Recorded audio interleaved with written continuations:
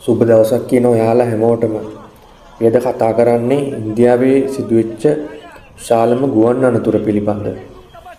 එයා ඉන්දියා ගුවන් සේවයට අයත් බෝයින් 787 යානය අහමදාබාද් නුවර සිට ලන්ඩන් බලා ගමන් ආරම්භ කර තිබුණේ පුද්ගලයන් 240 දෙනෙකු සමගින්.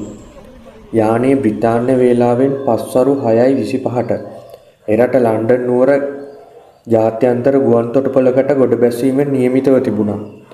කාර්ය මණ්ඩලය 12ක් හා මගින් 230ක් සිටි ඇති අතර ඉන්දීය ජාතිකයින් 169ක්ද, බ්‍රිතාන්‍ය ජාතිකයින් 53ක්ද, පෘතුගාල ජාතිකයින් 7ක්ද, කැනේඩියානු ජාතිකයින් එක්කෙනෙක්ද මේ අතර ගමන් ආරම්භ කරලා තිබුණු බවයි ආරංචි වෙන්නේ. අහමදාබාද් වේලාවෙන් පස්වරු 1:38ට පමණ ගුවන් ගමන් ආරම්භ කර ඇති අතර මිනිත්තු 2කට වැඩි කාලයක් යාමට පෙර යානය අනතුරට ලක්විය. පොළොව මට්ටමින් අඩි 625ක් ඉහළ අහසේදී නොසිතූ අයුරින් ගමන නිමා විය. යානය වැටී තිබුණේ අහමදාබාද් වෛද්‍ය ශිෂ්‍ය නේවාසිකාගාරයක් මතටයි. අනතුර හටගත් ගින්න නිවා දැමීමට දැඩි වෙහෙසක් ගැනීමට සිදු වූ බවයි වාර්තා වෙන්නේ.